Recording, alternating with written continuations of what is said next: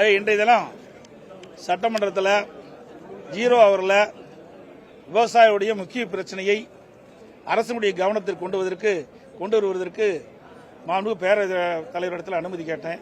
ஆனால் அவர்கள் தொடர்ந்து அனுமதி மறுத்துட்டாங்க.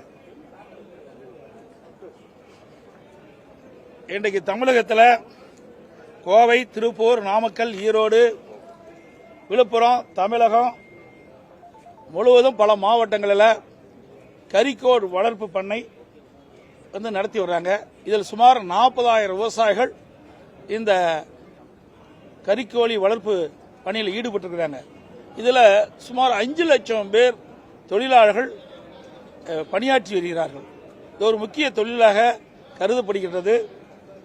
கறிக்கோழி விற்கும் நிறுவனங்கள் ஒப்பந்த அடிப்படையில் கோழி வளர்ப்பு தொழில் செய்து வருகிறார்கள்.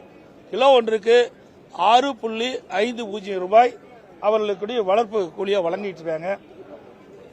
அதிமுக ஆட்சியில் தான் அப்ப கால்நடைத்துறை அமைச்சர் இருக்கும்போது இதுக்கு ஒப்பந்தம் போடப்பட்டது. இப்போ பல ஆண்டுகள் ஆகிவிட்டது.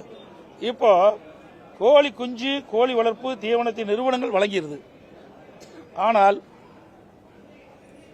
இடம், கோழி பண்ணை செட்டு, தேங்காய் நார் மஞ்சி, மின்கட்டணம், தண்ணீர் போல பல மடங்கு இன்னைக்கு உயர்ந்துட்டது. இந்த விலை உயர்வால் இன்றைக்கு கடுமையாக இந்த கறிக்கோழி வளர்ப்பு பண்ணை உரிமையாளர்கள் பாதிக்கப்பட்டிருக்கிறாங்க. மற்றும் தொழிலாளருடைய சம்பளமும் உயர்ந்து விட்டது. இதனால இந்த கறிக்கோழி வளர்ப்பு பண்ணை உரிமையாளர்கள் இதனுடைய வளர்ப்பு தொகை உயர்த்தி கொடுக்க வேண்டும் என்று பலமுறை கோரிக்கை வைத்தார்கள். அரசிடம் 6 மாத காலமாக தொடர்ந்து இது குறித்து அரசுடைய கவனத்தை கொண்டு வருவதற்கு போராட்டம் நடத்திட்டு இருந்தாங்க. ஆனால் அவர்கள் அதை கண்டுகொள்ளவில்லை. அவர்கள் இன்றைக்கு இருக்கின்ற சூழ்நிலைக்கு தக்கவாறு இந்த மின்கட்டண உயர்வு, இதோட தொழிலாளருடைய சம்பள உயர்வு, இப்படி பல வகையிலும் இந்த கோழி வளர்ப்பு பண்ணையில் இருக்கின்ற இந்த உரிமையாளர்கள் கடுமையாக பாதிக்கப்பட்ட காரணத்தினால அதை 6 ரூபா 50 காசிலிருந்து 20 ரூபாயை உயர்த்தி வழங்க வேண்டும் என்று கோரிக்கை வைத்து வந்தார்கள்.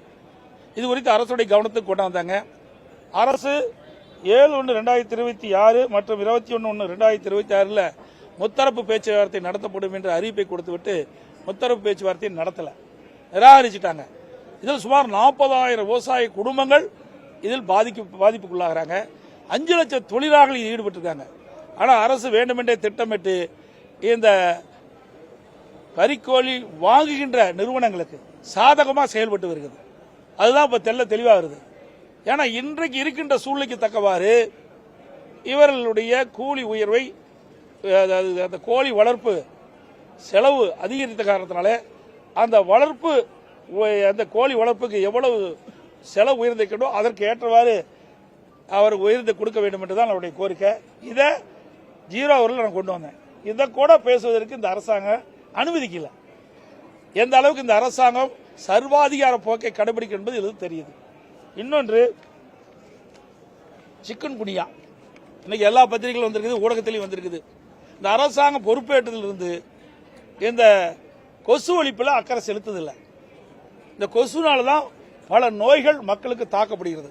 இன்னைக்கு பாத்தீங்கன்னா தமிழகத்தில் சென்னை, காஞ்சிபுரம், தென்காசி, தேனி, கடலூர், அரியலூர் உட்பட பல மாவட்டங்களில் சிக்கன் குனியா ஏற்பட்டு கடுமையா மக்கள் பாதிக்கப்பட்டிருக்கிறாங்க.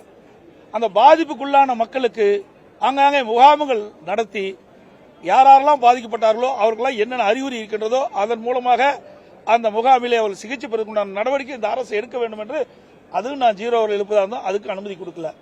அதோட இந்த நோயால் பாதிக்கப்பட்டவர்களுக்கு தனி வார்டு அமைச்சு சிகிச்சை அளிக்க வேண்டும். இல்லாவிட்டால் சிக்கன் குனியா நோய் ஏற்பட்டு விட்டால் உயிருக்கே ஆபத்து ஏற்பட்டுவிடும்.